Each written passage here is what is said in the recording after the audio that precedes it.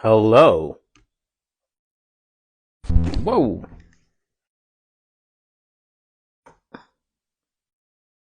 Hello. I don't know. Can you hear me? Needed more light. How are you? Hello, Soul Wise. Chima. Oh, hey, Chima. And Reina. Can you tell me if you can hear me okay?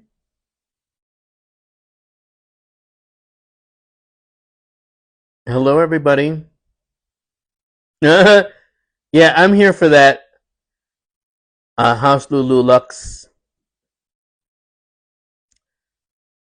Yes, okay. So it sounds good. That's what I'm getting as the feedback. So I decided to come on and do a live, and then this, of course, will be recorded to explain and talk about the chart I put up on multiple social media. And what I want to do is tell you a story as a way of easing into this topic because I think it is a delicate topic. Um,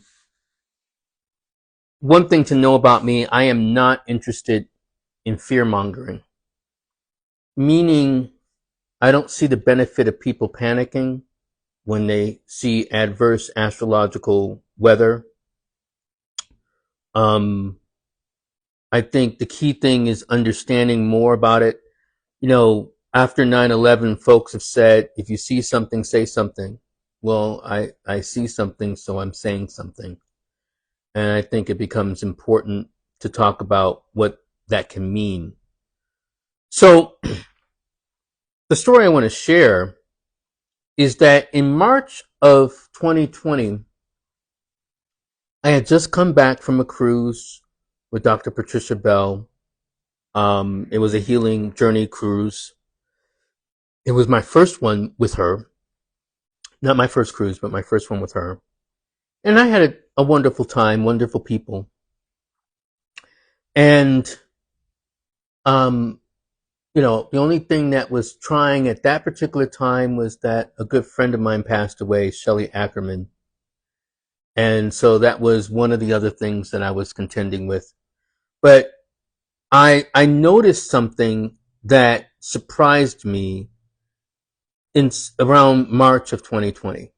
And what I noticed was that Mars was going toward another conjunction with the South Node in Capricorn. Mars is said to be exalted in Capricorn. And we were also dealing with, instead of a Saturn Pluto opposition, we were dealing with a Saturn Pluto conjunction.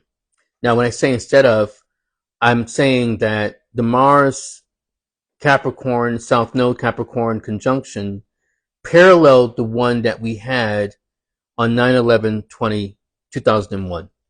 And so Saturn was opposing Pluto at that one in 9/11/2001.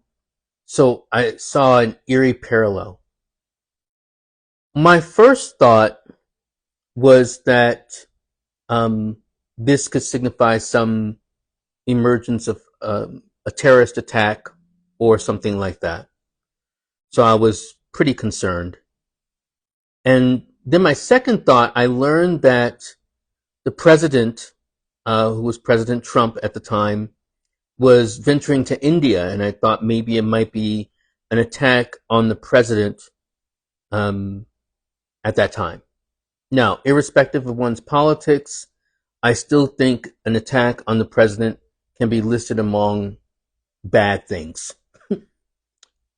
Well, I was wrong, meaning there wasn't a terrorist attack. There wasn't an attack on President Trump.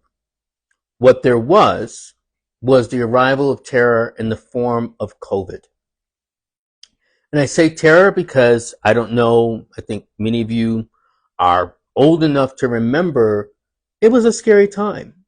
Um, and I mentioned the cruise earlier because there were some notifications or things I noticed shortly after the cruise. People were talking about it. I just thought it was regular cruise issues, like people don't wash their hands and, we're all together. And, people will tell you that a cruise is a petri dish for a lot of things happening. So I mentioned the story about what I thought that particular moment would be in contrast to what it was, which was the arrival of COVID and us going into lockdown for at least 2 years. Some places only a year, some places only a few months, but it was a lockdown. You're like, okay, so what are you observing this time? Well, what I was pointing out, as I mentioned with the chart that I shared, was that Mars is again conjoined to the South Node, this time in Virgo. And we're dealing again, like 9/11, Jupiter in Cancer. We also have an interesting parallel where the South Node and Mars are on the Sun for the 9/11 chart. And when I say 9/11, I mean 9/11/2001. The other thing is that people have pointed out, astrologers like, well, you're just looking at one factor, and I'm not. I'm not just looking at one factor. I am looking at the surfacing of this from 9/11, the surfacing of the Mars South Node conjunction in 2020, the surfacing of the Mars nodal conjunction of 2023 when we had it in Scorpio. And then that was October 7th of 2023. Those of you who are paying attention will know that October 7th, 2023 was when Hamas had its attack on Israel, and Israel had its corresponding retaliatory attacks. So there is something to note about Mars conjoined to the South Node. Bottom line, first. The other thing is when astrologers say, but you're not taking into account the Saturn-Pluto opposition of 9/11 or the Saturn-Pluto conjunction that we had in 2020. No, I'm not. I'm taking into account the Saturn-Neptune conjunction along with the Uranus moving into Gemini. And on the date that we have more exact, the Mars South Node conjunction, the moon is conjoined to Uranus. Now, the natural question to ask is like, is there going to be another terrorist attack? Is there going to be another COVID? I'm going to give you the short answer, and then I'm going to go into some other possibilities. I don't know. And why I'm saying it like that is because we may not know the manifestation. We can just know what is the climate and what may be the nature of the event. So I'm going to give you a word on which to focus, and then we can build from there. The word I've already given, but I'll mention again, terror. Now, terror takes a lot of different forms. And like, why are you talking about terror with Mars? Mars is like action and energy. It's a personal planet, how we can wield in our energy. Well, first off, let's not get too deep into talking about Mars as a personal planet. Historically, it's a superior planet. When we're talking about the heliocentric, or I should say the geocentric vision of astrology, we're talking about what are the planets beyond the sun. That means Mars, Jupiter, Saturn, and then what we call the transpersonal now, Uranus, Neptune, and Pluto. So Mars historically, when we say superior, has the implication related to what we're talking about more on the mundane level. Mythologically, Mars reportedly has two suns, Phobos and Deimos, and one of them, Phobos, is dealing with fear. And the idea where we get phobia, and Deimos related to how we might also experience terror. Then astrologically, we're talking about Mars conjoined to a point we know as the South Node.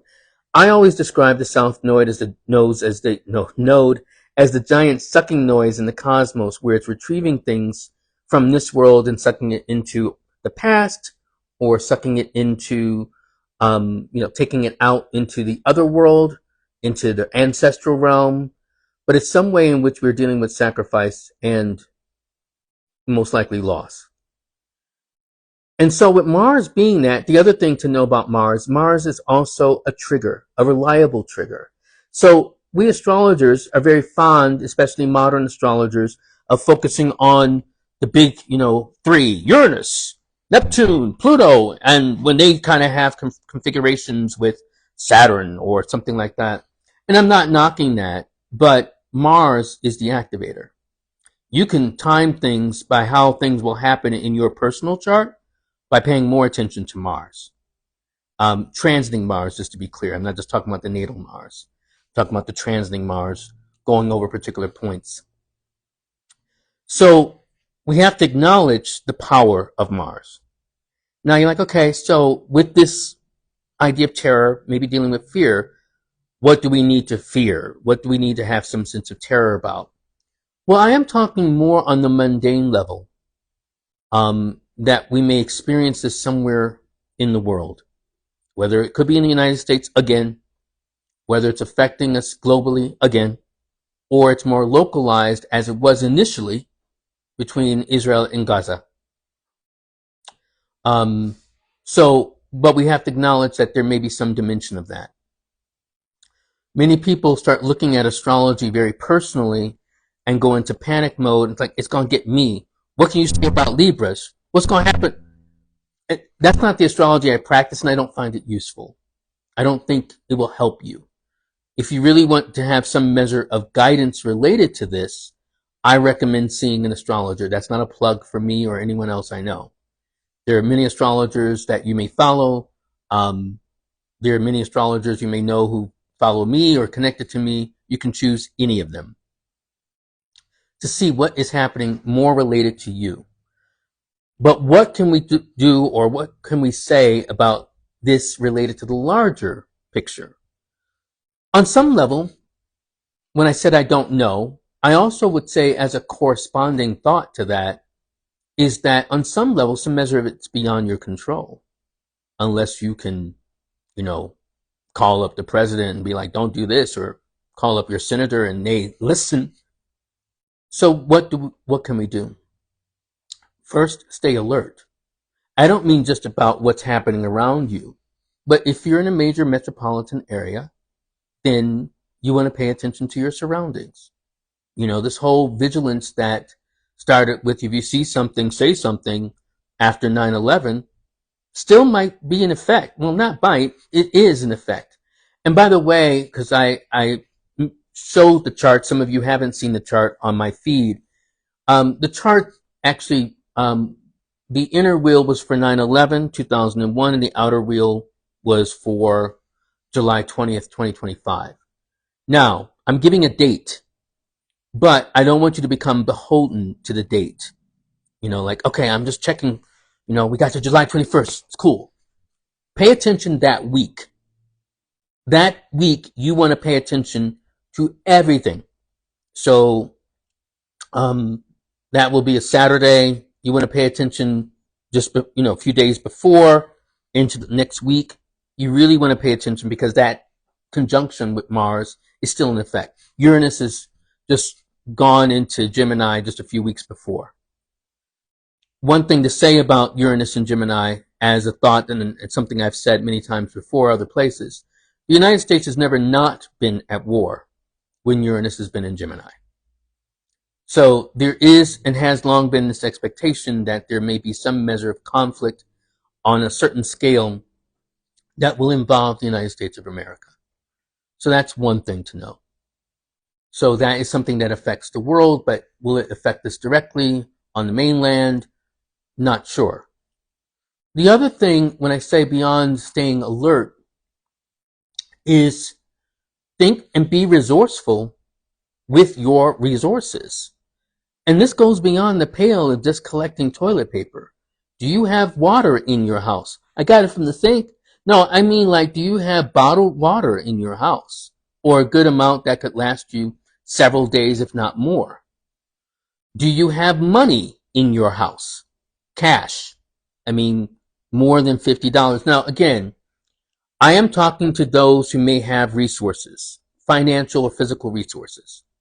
I'm going to say something else for those like, well, I'm a grad student or I'm an undergrad or I'm just broke.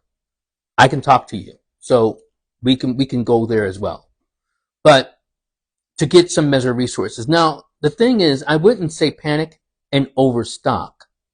When I say panic and overstock, this is where people were buying like reams and reams of toilet paper, at Walmart.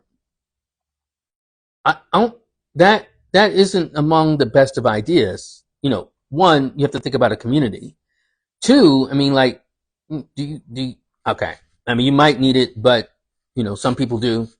But, you have to also think about others, and especially if you're talking about getting it rushed order. If you're going to get it in advance, might be fine.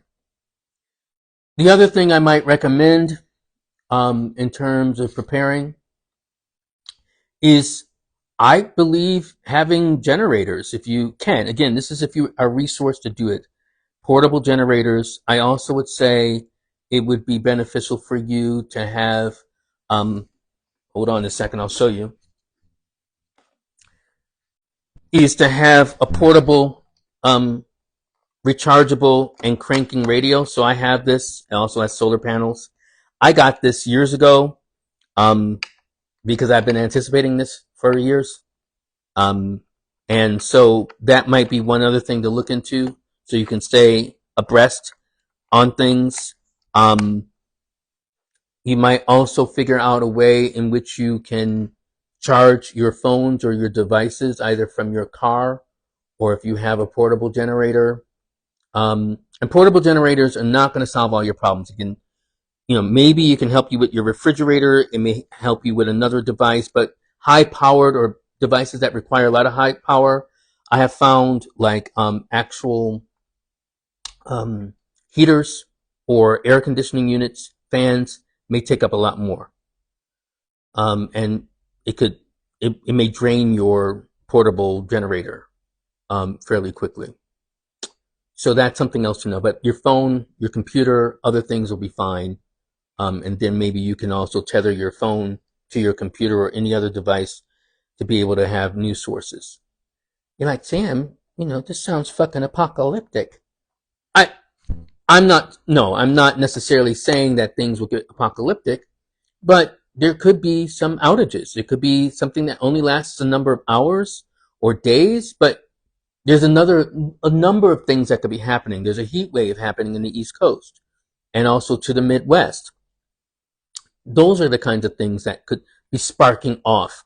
Or yes, there could be some measure of an attack. So the thing is to be ready and have some preparation in place. I also would say that it's also important, just like any natural disaster, considering that if in the United States we have our president who's cut back on FEMA, that you have a plan related to your family, where you might meet if you're, separated or where you can go. So these are the particular things that you can do in order to, meet with some measure of disaster. Again, I'm not talking about it on the level of apocalyptic disaster or cataclysmic, like nuclear. I'm not saying those things won't happen, likely won't happen, but they're things that we can be prepared for. You're like, well, what if I'm broke? I don't have any money to kind of store away, or any precious metals that I can buy, or coins, or enough to get a radio from Amazon or whatever. Your biggest resource are going to be the resources of people around you. This is where we have gotten poor in a very sad and different way than our predecessors and our ancestors. You don't know your neighbors. Now, you might know your neighbors, but a lot of people don't know their neighbors. Where you can share things, or build relationships, either with family or people in your community or around you, where you can ask, do you have X, Y, and Z? Or what do you have, where you take some measure of an assessment of what you have. Like, yeah, I have a lot of coolers in my fridge or something, or I have coolers around. I don't know why I've collected them. What do you have that you think could be helpful for others in a crisis? And so it's to start with what you have, not with what you don't have.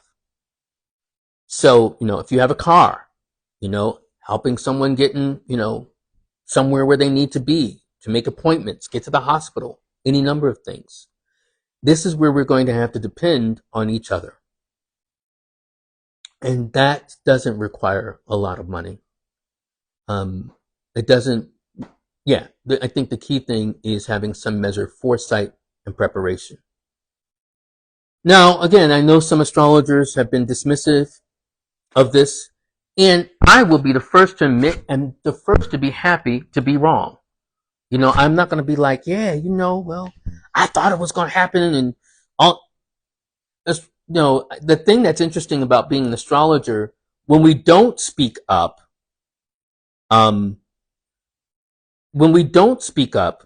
others then will say like, well, why don't you say something?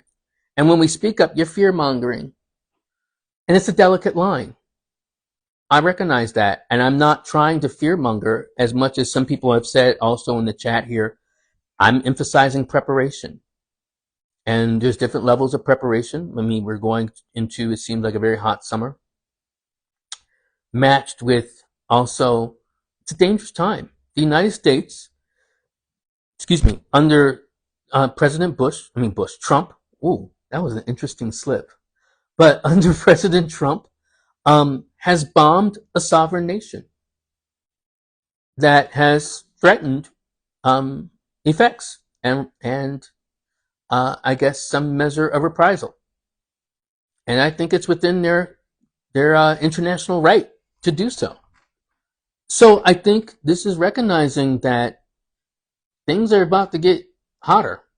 Now, on the scale, I don't know how it may go, but it is definitely some other thing that we need to consider. So I'd like to thank everyone who's kind of joined me. Anastasia, good to see you and hear from you. Nariana, it's good. Thank you.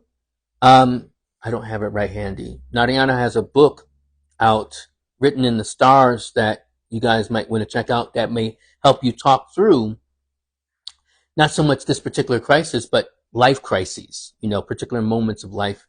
And she talks you through each particular stage of it. So Written in the Stars, it's already out. So do check it out. Nariana Montafar.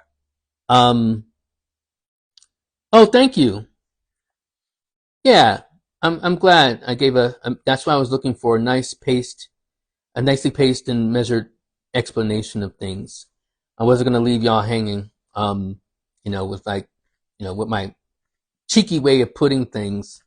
But I have been thinking about, well, how do I talk about this South Node with Mars conjunction without people really getting too scared? Someone has put in, Los Angeles is already under attack by ICE, yes. And bounty hunters just grabbing people off the street. And I'm not you're not sensationalizing, I know that. I have students and people who are in Los Angeles. Can you speak to that? Yeah, I mean, you already are speaking to it. And I do want to say that this is the moment we're in. There is this, I've observed this like, well, if we get rid of Trump, if we do this or impeach him, I'm going to tell you as plainly as I can tell you, none of that, he's not going to get impeached. This, and I do identify as a progressive. If anyone's wondering about my politics, I am not completely neutral, although I'm attempting also to be respectful of other people who are not progressives. I understand that. May not agree with you, but I still respect you as a human being and a citizen of our country. But what I will say to you is that, and I think it's important, hope is not a strategy. And kind of going with this like, oh, he's going to get impeached. There's something deeper happening with this country and for this country. And this is something, I'm not patting myself too much on the back. I've been anticipating for almost 20 years. And at this particular time, once I kind of looked closer at the cycles of Uranus and other things happening, and then, some years back, looking at the cycles of Mars. So this is the moment we're in. And what becomes important is how we as citizens, especially I'm talking to the Americans now, because I can't talk as intelligently about folks elsewhere because I haven't lived significantly elsewhere, is that this is the time. I don't know what the Nisara Gasara is, but thank you for mentioning that, Divine Child 999.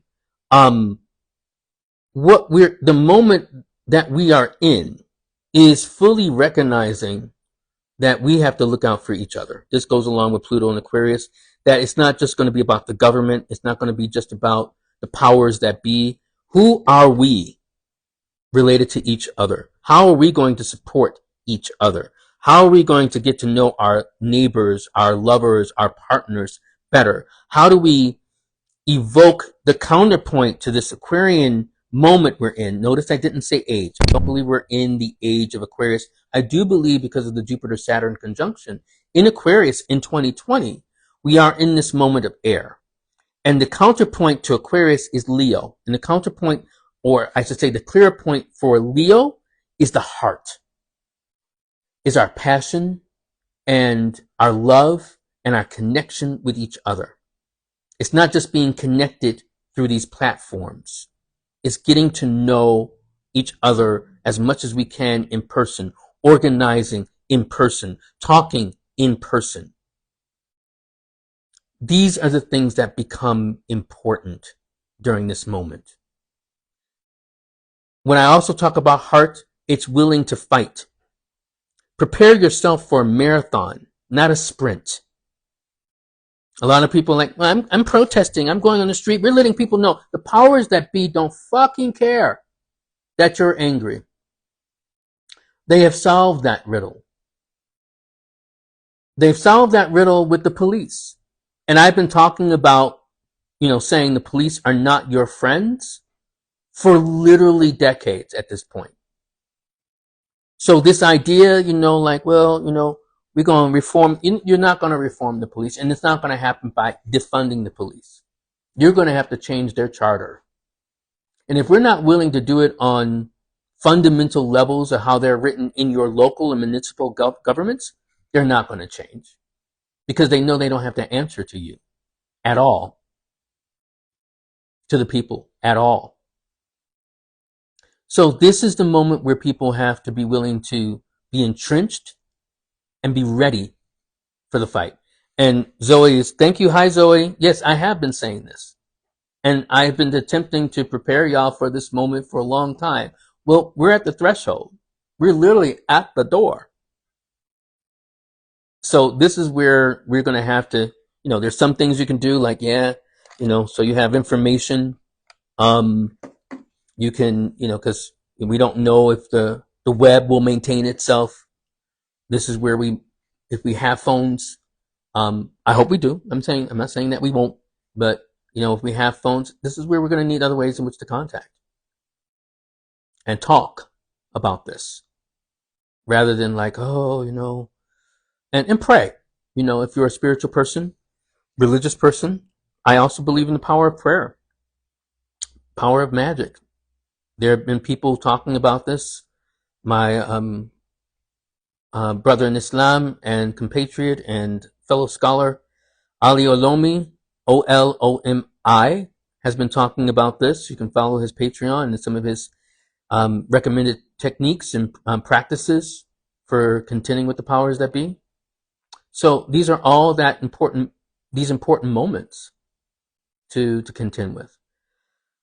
Well, unless there are some other questions, I feel like I'm repeating myself and not giving as much vital information. I'm glad to see some people. Another good brother to follow, or person to follow, is Jonathan L. Dent. Hey, Jonathan. Good to see you here. Hey, Mo. Mo's my friend from Opa. Cat Bell, hello. Um, thank you, Jonathan. Well, if there are no other questions or comments, I'm going to end the live and then I'll put this up on YouTube. I was only going to speak for like 10 minutes or something like that, but you know how I get to gabbing. Oh well. All right. Um, it is challenging if family isn't talking of any of this or taking any of this seriously. That's true. And I think, you know, it's hard as astrologers to talk about astrology, and especially for those who are um, mm, reluctant to embrace astrology. But I think that becomes important to try. All right. Bye, everybody. Hey. Oh, Ashley. Good to see you. All right. Bye, everyone.